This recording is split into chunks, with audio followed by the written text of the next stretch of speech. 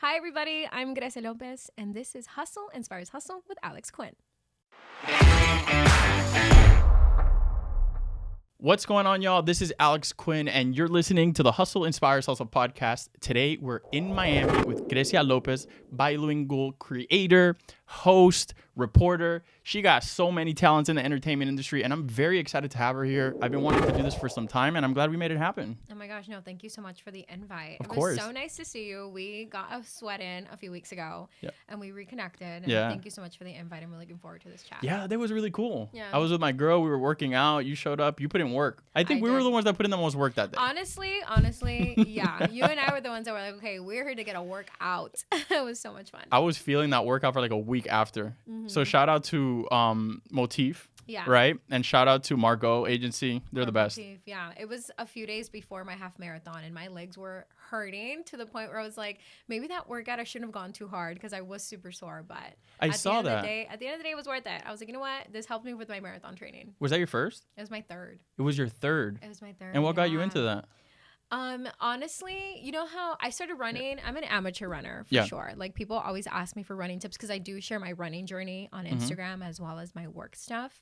But I tell people all the time, like, I'm an amateur runner. I'm not a professional runner. And what got me into running was the pandemic, like 2020. It was like, people like to connect with nature, be outside. Something, just something to keep like that. As a creative, we're so used to always being in production studios and having something to do that when we switched to working from home, I was like, I need to do something to get this energy out of me. Yep. And so I picked up running. And so 2021 was my first half, and then this year was my third. And you go by yourself, or you have like a team you go with? No, literally by myself. I sign up and I do tell people, I'm like, if you guys want to run it with me. So, it's okay. Because when you do run, like this year, actually, my friend Mel was the first one that decided to do it with me. Yeah. But everybody runs at their own pace, right? So the objective is to finish, just not run together, because everybody has their own flow.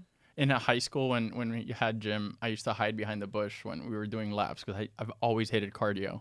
But I feel like now as an adult, especially now I'm getting older, I need to start working out and I need to like make that part of my routine. No more hiding in the bush. No, it's needed. And it's crazy because when we're younger, right, our bodies are different. And now when we're older, I'm also turning 30 this year. So I'm almost like, okay, I'm trying to get in like the best shape of my life for 30. So it's like a lot of components that push me to finish my half marathon because, again, I'm not a runner, but it is something that I see as a personal goal. And I tell people, I'm like, professional goals are important, but also personal goals. So for me, that half marathon training is also a way that I show myself self-love and discipline. So you've been in Miami for a short amount of time, right? Were you in LA before, or am I mistaken? Yes. So I'm born and raised in Los Angeles. Okay. And I started off in production when I was like 17, 18. I saw some of your videos on YouTube. Mm-hmm. You were like 18, 19, man. I was super little. Like I think about I wanted to have my own YouTube page, but in that moment, I was like, journalism school, they were like, you can't have a bias. Like hosting and having a podcast was not the norm back then, right? Mm-hmm. Like it was like you either apply to like a network and you get hired as a production assistant and then you work your way up. But I used to have a YouTube channel where I talked about infertility because I found out at a very young age that I can't conceive, that I can't get pregnant. And so I was like, wow, like who would have thought that life would throw this big wrench my way at 16 years old? Mm-hmm. But that opened me up to say, okay, you want to be a reporter, you want to be a voice of something, a voice of reason. Mm-hmm. I started to open up my YouTube video and I called it Living with MRKH. And MRKH is an acronym for the syndrome. But then, and the videos did great. I got like 13K views and a lot of comments and a lot of subscribers. But then I started to go into my later half of journalism school where I started to focus on my internships versus talking about that. You did Telemundo, right? That was like your first internship? Uh-huh. Yeah, Telemundo was my first internship. So if you find me on YouTube, you'll see old videos. I'm sure Alex was watching them like, dang, she looks like a baby. No, but I was proud of you because like you could see the growth. Yeah, I could see the growth. Last year, to be honestly, last year was the first year where I started to get comfortable about talking about infertility again. So I went to a conference in Nashville that I got invited to talk about the syndrome and, just because this syndrome, it's called MRKH. And it's 1 in every 5,000 women are affected, meaning that we are women. Obviously, you look at me, mujer. But what happens is that our uterus doesn't fully develop. Mm-hmm. So the uterus stays like this. Okay. So meaning we never get our periods. Like, I don't have fallopian tubes. I don't get a period. Like, I just don't. In my inside, our reproductive system doesn't fully develop. Mm-hmm. So while we do develop the secondary characteristics, which is like breast, armpit hair, pubic hair, etc., Mm-hmm. it's our insides that don't fully develop. So Gotcha. meaning I don't get a period and we can't get pregnant. Yeah, okay. So me being a public person and I love talking and I'm here, I'm saying, you know what? Maybe for some reason I was born with this syndrome because I'm very open about it. I'm very comfortable talking about it. Yeah. People listen to what I have to say. Let me raise awareness on the syndrome that a lot of people are still like, wait, what? What do you mean you don't get a period? You're a woman. Yeah. And you know what? Like, you could be a voice for so many people that don't have that voice. Right. So many people maybe deal with this and they don't know how to talk about it. And here comes Grecia doing all this cool and she's willing to talk about it. So, and what do you think like triggered you being able to talk about it again, like feeling good about it?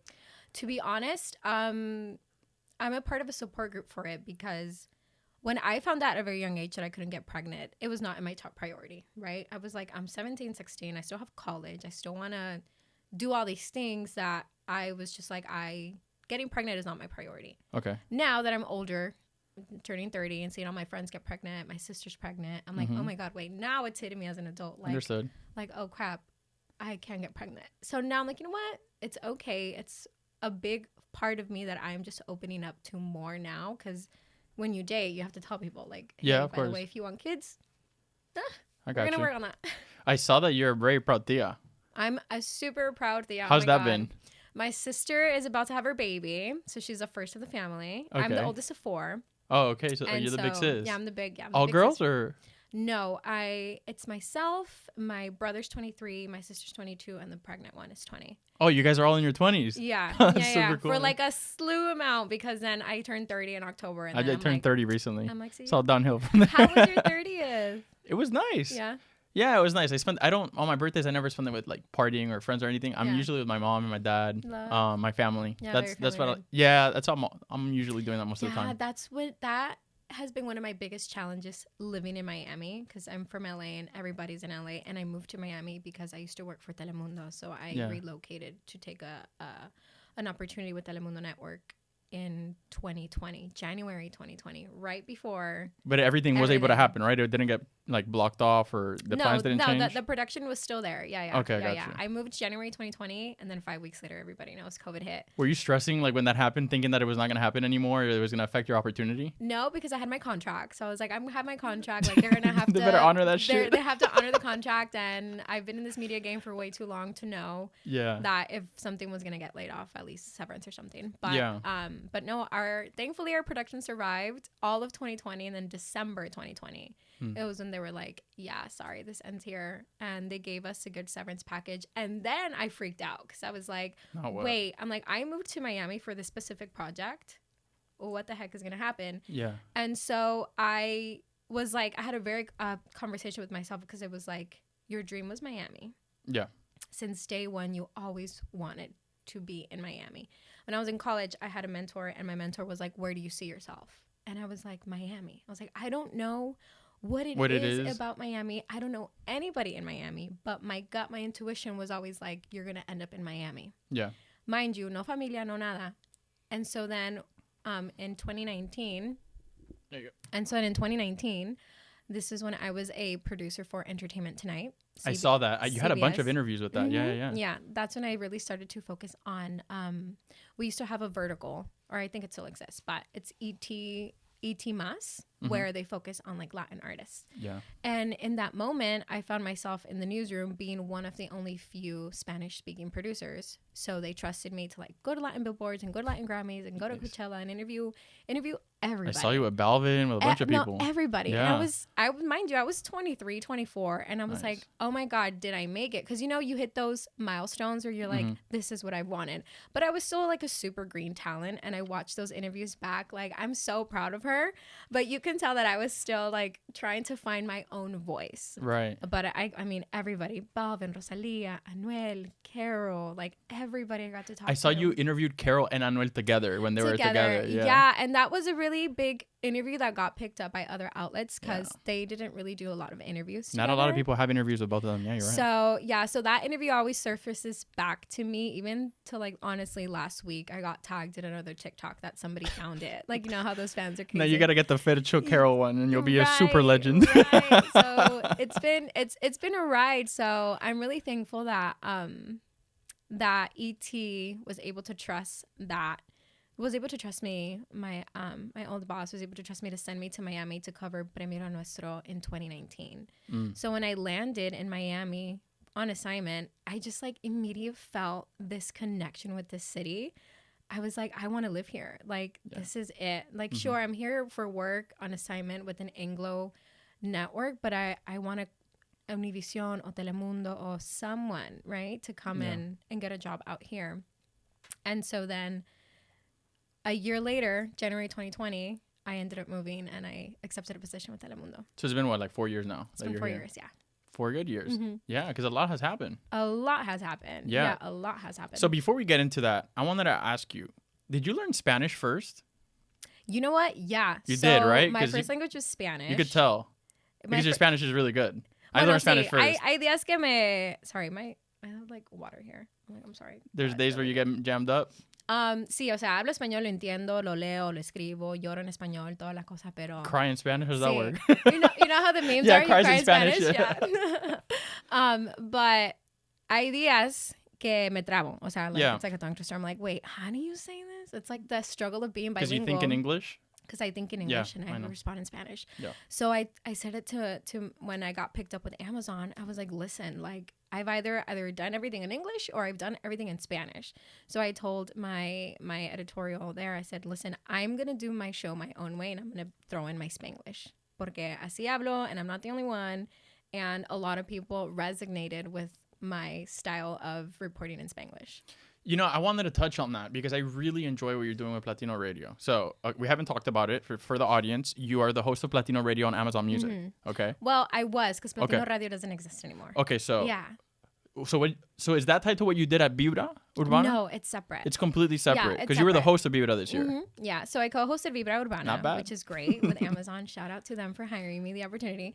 I used to be the host of Latino Radio in DJ mode with Amazon Music, which was a weekly, segment. It was super fun. I gave you the top news and got to tell you who dropped what song and talk about current events. Yeah. However, now we're going into another way that I can't talk about it, but Latino Radio is what really helped me cement myself and know that I can do this and I can continue to inspire people, because that's when I really was like, I'm going to throw in my Spanglish in here porque I'm 100% Latina, 100% American. I consume media and music in both languages. Yeah. And at the end of the day, that's what Latino Radio was, right? It was like a vessel to what is happening in the Latin world, targeted U.S. Latin. Yeah. And, I work with all the outlets down here in Miami specifically, and some around the country, Spanish, American, Anglo. I don't think I've seen somebody taking it as far as you're taking it yet. Yeah. So in other words, not to shit on anybody, but I don't really think you have competition right now. And if you do, she's hiding somewhere, like practicing, like to come put up a fight. But you're doing your thing. I'm really cool. It was really cool to hear, because when I knew we were going to do this, I tried to consume as much of your content as I could. And Latino Radio was really cool. And I saw how you did, like, on Instagram, you would upload your reels about how you record, and you do it off the dome, which I'm different. Like, I'm scripted. I practice. That was really impressive to see. And it's so natural, too. And, like, the Spanglish, and it was up to date. You're talking about current events, and the music comes in. I really enjoyed it. I really think it's cool, and I haven't seen something like that. Not from a man. Not from a woman. So you're definitely pioneering something there. Yeah, thank you. I really appreciate that feedback, because when I started to be a reporter, I always said, I want to be the female Mario Lopez, because Mario Lopez has his TV show, he has his radio show, he has his brand deals, and a family man. Yeah. And so I have always held Mario Lopez to that standard, because, again, I haven't seen even a Latina, a female, do it.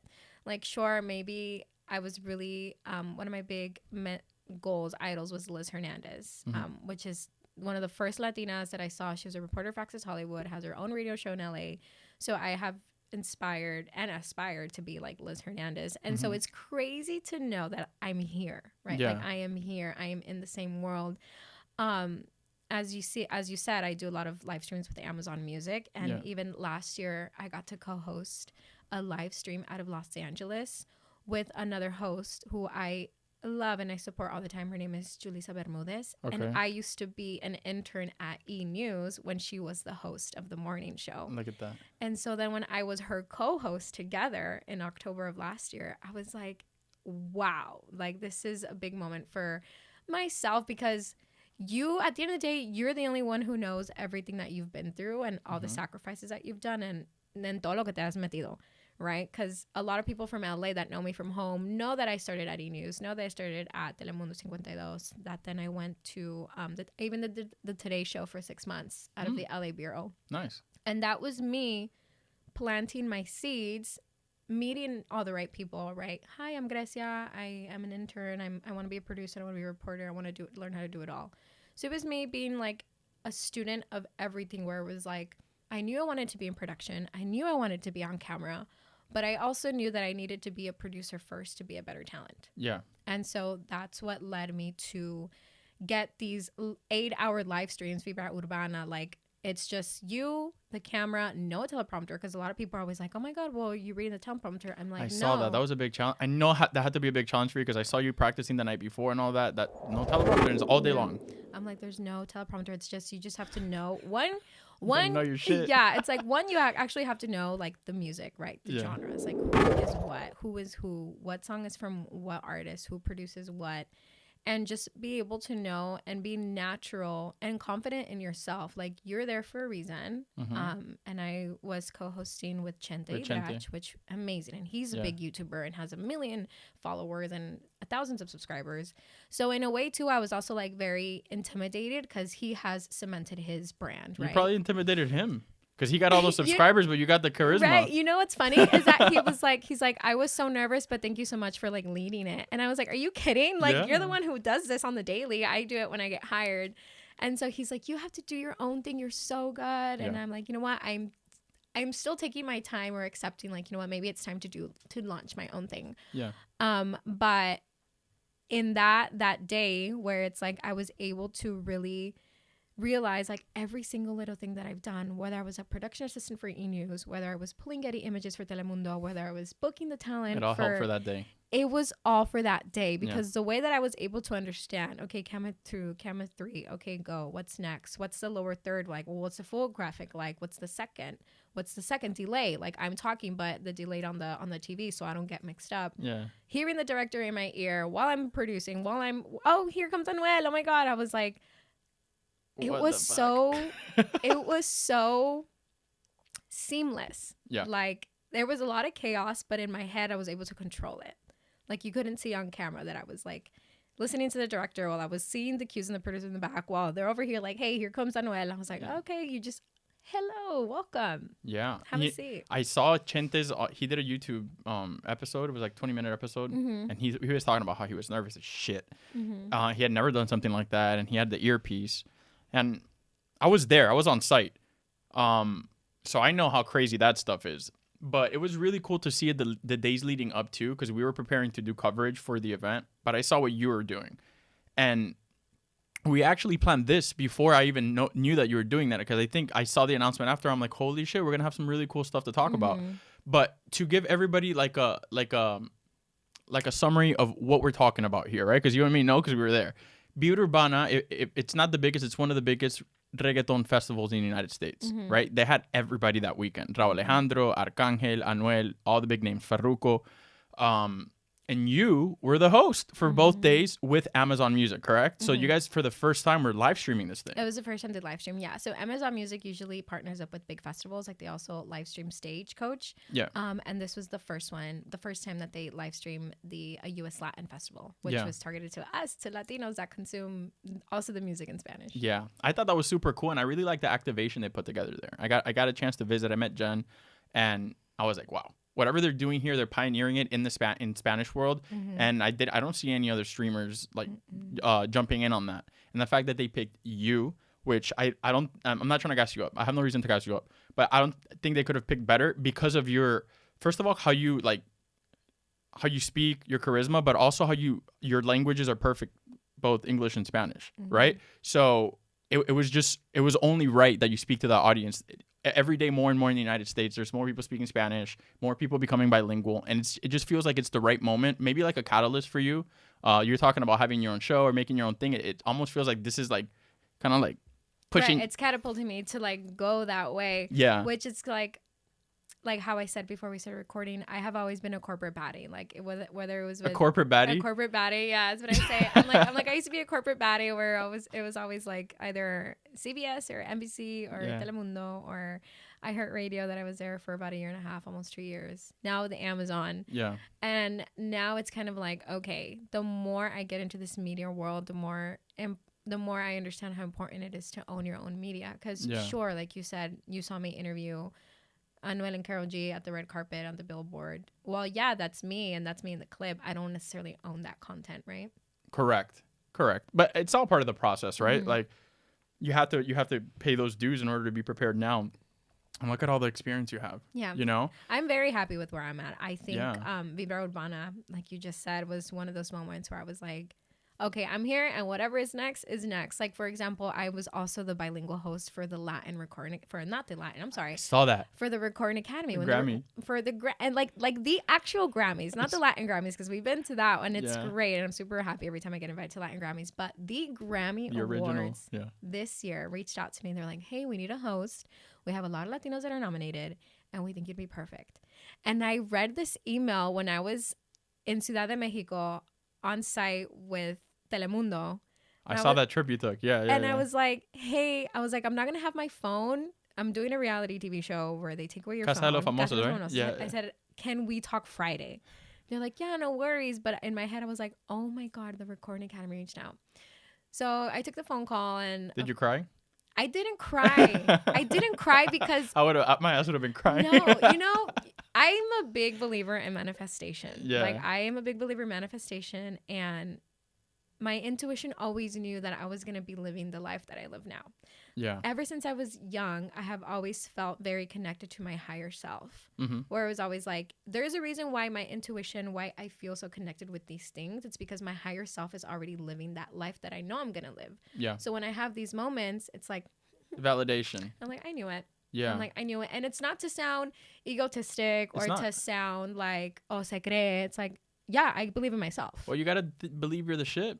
I mean, you got to respect everybody around you and not think you're better than anyone, but you got to believe you are the shit because that's the way that it is. That's what motivates us every day to be the best. Like, if you didn't wake up every day and wanted to be the best reporter, the best person with the best show, the best host, then what are you doing? Yeah. Yeah. You know? And at the end of the day, that's literally it. And I tell people all the time, because it's like, I don't really do what I do to be famous, or else I would have gone to the actress or go a singer. I'm like, I don't aim to be famous. I aim to inspire. And that's entertain, And at the end of the day, that's what I want to do. You know, I want to inspire people that haven't had these opportunities. Remind you, they're very limited, but it's also like, if I can do it, someone who had absolutely no connections in the industry, I'm first generation, first one to go to college, first one to have a career. If I can do it out of a small town in California called Palmdale, California, it's a suburb. Anybody can do it. Like me, this little girl from the desert. It's a suburb city in California. It's called Palmdale.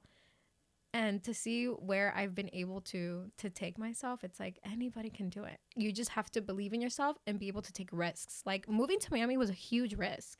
I was like, okay, I signed on for a year for this project, but what if something goes wrong? And what happened? COVID happened. Yeah. Then that project fell through, and I was like, oh my God, what am I going to do? Like, and then December 2020, it was just like a whole bunch of things that I was like, I'm not going to give up. Like, I'm going to stay in Miami for a reason. So I ended up staying in Miami, unemployed, looking for work. I had a good severance package that helped me stay afloat. So I wasn't like financially drowning, but I was also like, oh, my savings are depleting. I either need to, 1, get a job, or 2, pack up my things and go back home. And I kid you not, I almost left. Like, I was starting to sell my things from my 1 bedroom. I was like, well, I need to start getting rid of this furniture because there's no work here. Yeah.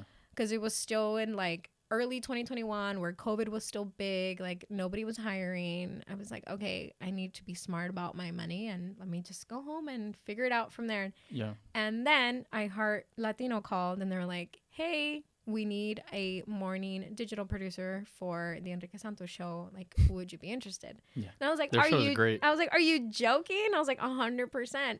Mind you, it was a producer position and I was coming from like a talent side where I have interviewed the biggest names in Latin music.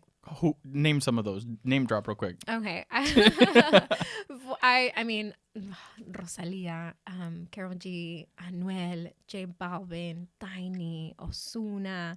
O sea, todos me mandaron a mí a todos porque yo era la única que hablaba español para Entertainment Tonight. And they're like, oh, it's en Grecia. I mean, I got to interview Pitbull when he got his hands cemented at the Chinese Theater in LA. Nice. Like, I have so many clips that I look back and I'm like, wow, like I really have talked to everybody except Bad Bunny.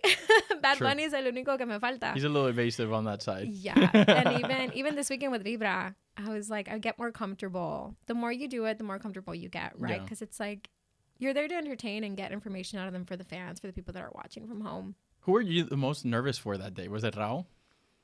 No, actually the person that I was more nervous to interview that we didn't end up getting because of the rain and the schedule, it was Arcangel.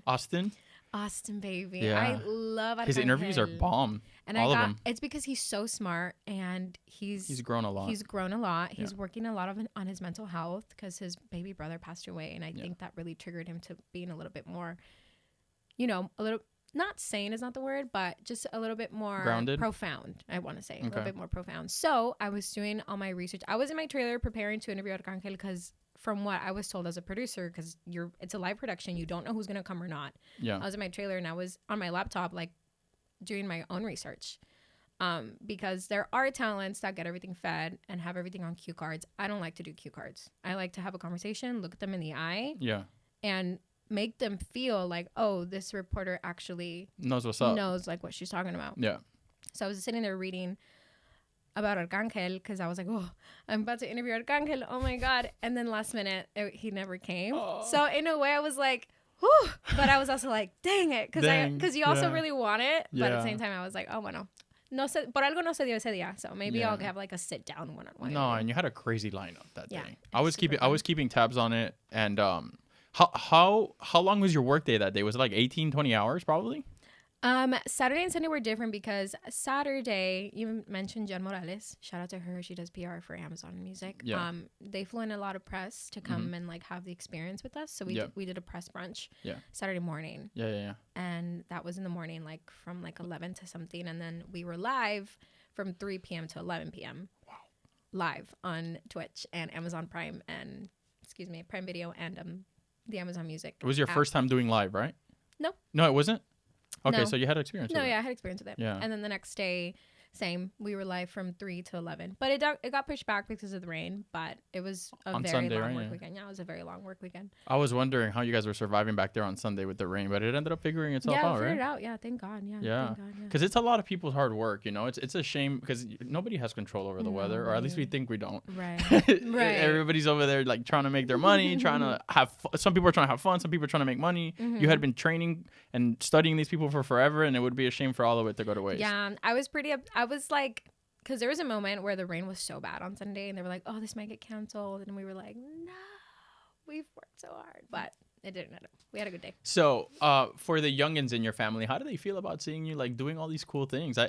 It's not normal, It's definitely not normal. No, actually, Saturday was my baby sister's baby shower. Okay. And they had me on TV while they were in the baby shower because I couldn't make it because I was working.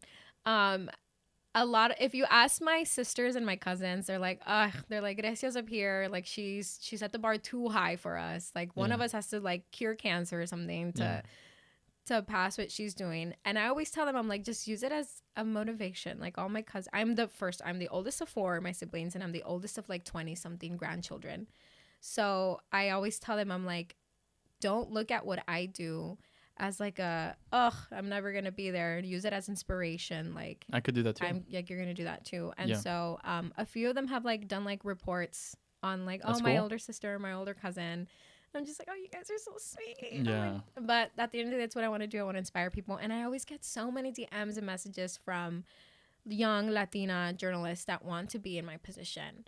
And what I tell them, it's like, look, like, don't compare your chapter 1 to my chapter 23, because my life was not always like this. Like, I had to really, really do the grunt work. Like, morning news, my first internship, I had to be at Telemundo 52 at 3 a.m. because that's the time that these producers start at. Like, we would have our production meeting at 3:30 to get the talent and hair and makeup by 4. So then that way we go live at 5 a.m. for the morning news. It's like all that grunt work that goes into what we do at the end of the day. And that's what I tell people. I'm like,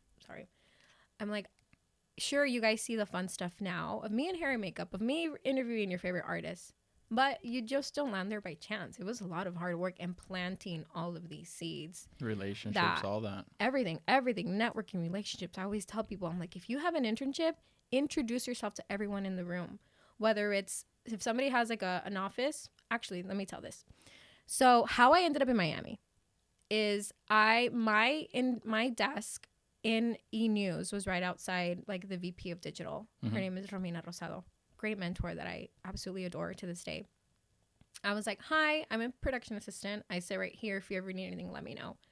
She's on the digital side. She was like, oh, nice to meet you. I was on the linear side, linear TV. For those of you that don't know what linear TV is, it's like what you guys sit down to watch on TV, like 5 p.m., 6 p.m. She was digital, right? Everything digital on your phone. So I introduced myself to her. I never had any projects with her one-on-one in Los Angeles. And then she relocates to Miami. I stay in Los Angeles. We stay connected. And we bump into each other at some award show. And she's like, oh my God, so nice to see you. Congratulations, you're growing. Like, if you ever need a job in Miami, let me know. And I was like, You're like, I've been waiting for this one. I'm like, actually, Miami's on my goal list, but not right now. Because at the time, I was in a very serious, committed relationship. We were together for 7 years and we lived together. So it was like, when you're with somebody for that long, you take them into consideration with like moving and stuff. Yeah. And then I was like, you know what? If I don't take this job in Miami now, when is it going to happen? Yeah. So that's how I ended up in Miami, because I stayed connected with her and my mentor and networks and relationships, because you never know who you're going to meet that's going to take you to that next level. You have family here in Miami? No. So it's all you? Myself, yeah. Yeah. Yeah, that's why I said moving to Miami was a big risk. One, because I'm a very family oriented person. Like, I am on the phone with my mom or my grandma every single day. My sisters are my life. My brother, I am so attached to my family that moving to Miami, I was like, oh my God, this is gonna be such a challenge. It's gonna be such a challenge, and it was, and it still is. Oh my God, I'm getting teary-eyed right now. It's okay. But it's because like I'm obsessed with my family. Yeah. So I live like 5 minutes from my mom. So I know what you're talking about. I'm so jealous. But I also know like it's not forever. It's temporary, where it's like I'm doing everything I believed that I was going to do. Look, they never said it was going to be easy. They just said it was going to be worth it. Right? And it has been. And that's what I'm like in my days where I'm like, oh my God, I miss my mom. I wish she was down the block. I'm like, well, she'll be down the block in soon, like when I move back. Yeah. So you're thinking of going back? Yeah. I really want to. I'm not in the next year or two, but that's what I'm like planting my seeds now. So when the Recording Academy reached out, I was like, okay, great. Because they're over there. Yeah, yeah. I'm like, this is a validation that I am worthy of working with bigger networks that are more West Coast based. Yeah. And it maybe that also plays into what you're saying. Eventually, if you could have your own thing and you're well established there, and then you do your thing. Yeah. But it's a good time for you to be in Miami because everything's popping off here right now. You know, it's like it couldn't be more of a perfect time. You asked for Miami, and you could have been given Miami 5 years from now. You could have been given Miami 3 years ago, 4 years ago, which you were. But now, like, you're in the spot right at the time where you need to be here. At the boom where Latin music is taking over, where regional Mexican music, like Peso Pluma, went global. Yeah. And like you said, there's not that and many. Salsa's coming up too. There's salsa boys in Puerto Rico are doing their thing. Like I feel like I got to Miami at the perfect time. Yeah. And I was able to now have these opportunities and be that go-to resource, right? Where it's like people go to my page to see like who's new, what's poppin', what's going on in the music world, what are the next hot concerts, like who should I go check out? Yeah. And I love that. Like that's what I've always inspired to be. So that's why you're here. Hustle Inspires Hustle. Thank you. Because I wanted people to hear your story because I also see on your social medias that you speak to your audience like the journalist students. You kind of, instead of just showing the front end stuff, you show them the back end stuff, what it takes to be prepared to be who you are, which is ultimately who, kind of like who they want to be. Let's talk about that part. Let's talk about the importance of mentorship and the importance of like helping people who are trying to come up, because some people have helped you, people have helped me, and now they're watching you do this. And you, in such an important weekend, such as Butte Urbana weekend, which, you know, probably was one of the top weekends in your life as your professional life, you chose to show other people like that part, and I thought that was nice. Like, let's talk about that. Yeah, because at the end of the day, I think we're living in such an interesting time of journalism because of social media. Yeah, and like the way that you're able to connect with people, like social media. Yeah. For example, like when I was a student, we didn't have Instagram stories, we didn't have Snapchat. We just had to wait for the perfect opportunity to ask people for advice. Whereas now, you have that direct connection, the direct consumer. You can indirectly get mentored by somebody. Like, I'm like, I'm going to show you guys what I have to do, all the preparation, everything. Just follow my story and like, you'll see what I post. Would you ever act? I don't know. Yeah, I feel like you should. You think that's so? in your. Yeah, you look so like, I know Casa de los Famosos is reality. Yeah. But you walked in there owning that.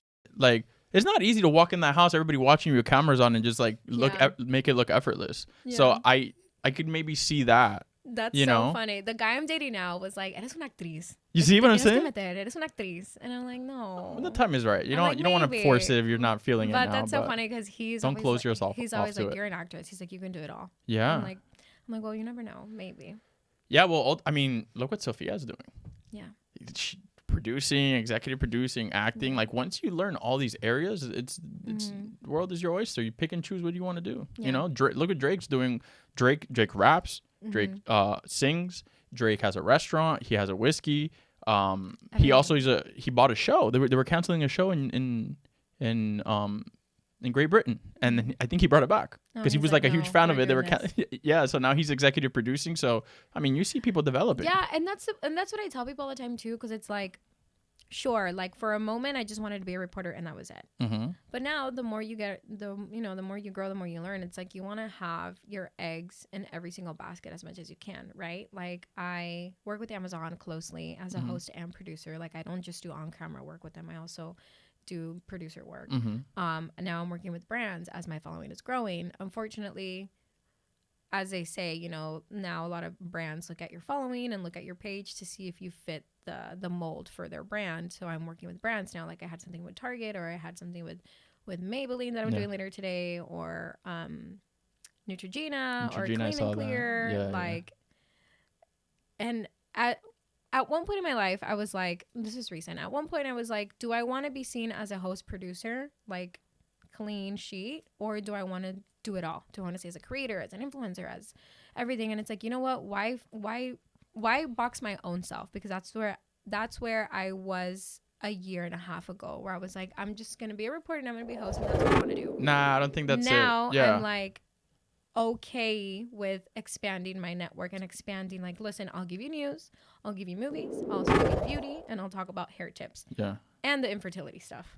So like I see it kind of like a female Ryan Seacrest type deal, where you were able to fit all these, like, you do a great job hosting and reporting, and I mean, you could be the best there, but you already outgrew that, in my opinion. Yeah. There's a lot more things lined up. I'm sure the things that you can't talk about have to do with that, like the things that you just mentioned, the projects you're working on, because you're friendly with the camera, you're friendly with the mic. I see you do voiceovers.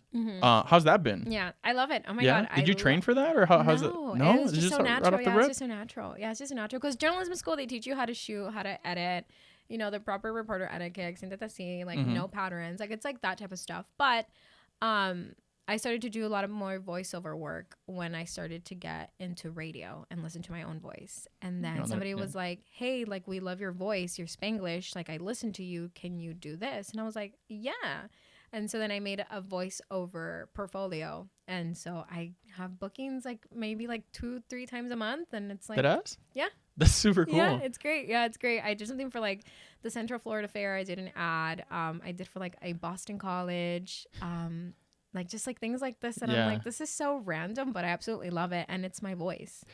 So listen, I recently heard your interview with Fercho. You packed a bunch of great questions into only 7 minutes. Yeah. I felt like I watched like a 3-hour podcast. Yeah. That was really good. How was that? I honestly... That was in LA, right? I honestly bodied that interview. And that's my style of interviewing, right? And that's what...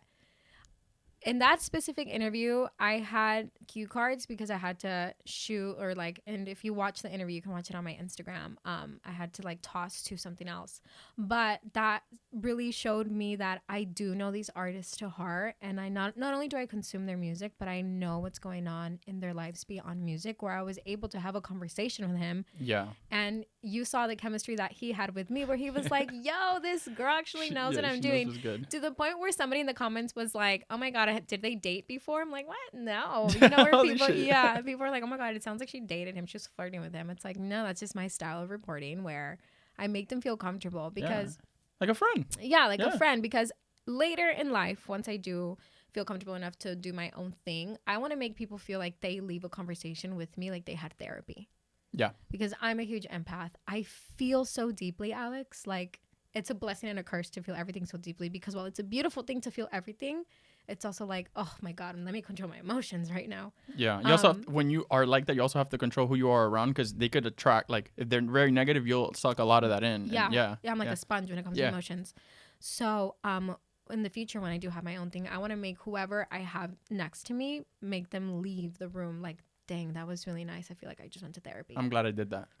Yeah. I'm and you know what? When you finish the interview with Fade, I cut to 2 hosts because you guys were live, it was a and live they show, were like, "Holy shit, she just fucked that up!" Like, Yeah, I don't even think they even knew what to say, because you just and I got so much great feedback from that interview from everyone. Yeah. Because for those of you that don't know what we're talking about, Amazon does a lot of things, and they partnered up with Thursday Night Football. So for a few weeks in the fall, Prime Video showed whoever was playing in football, and then we did the post show. So we would have an artist come and do like a post show concert live out of Los Angeles.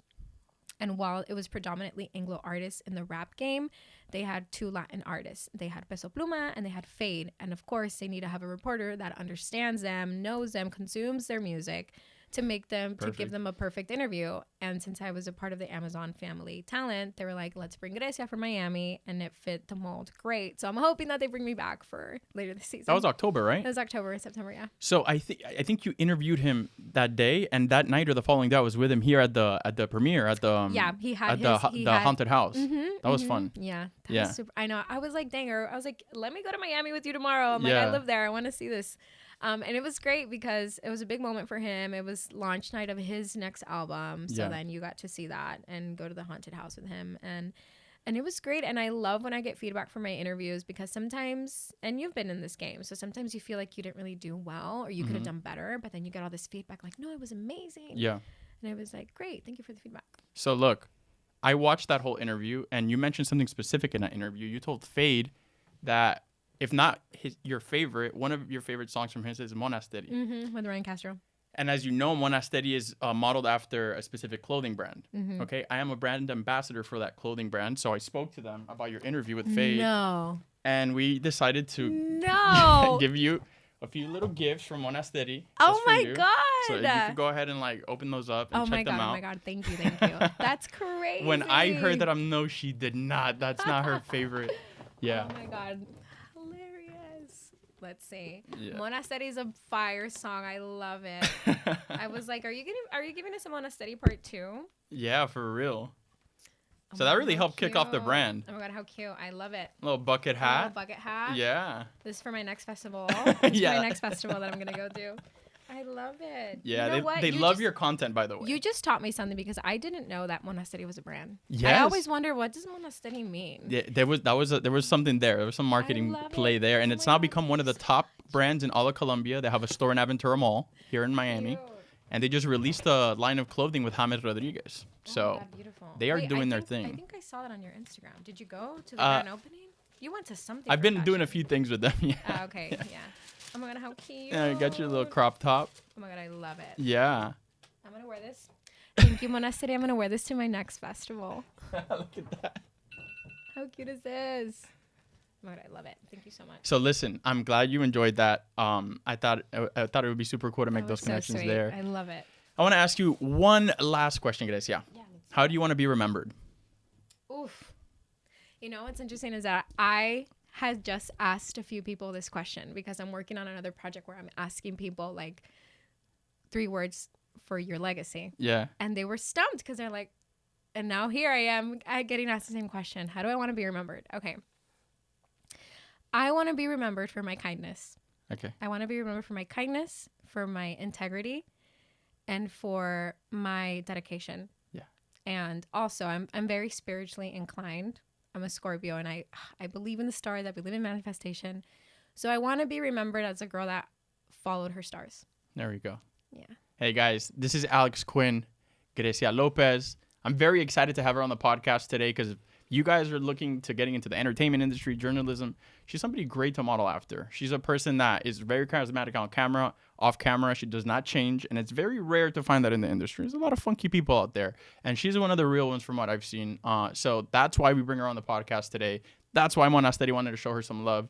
I'm very excited, genuinely very excited to see what you do in the next few years because you already started off the year swinging. Because I think Grammys was January? February.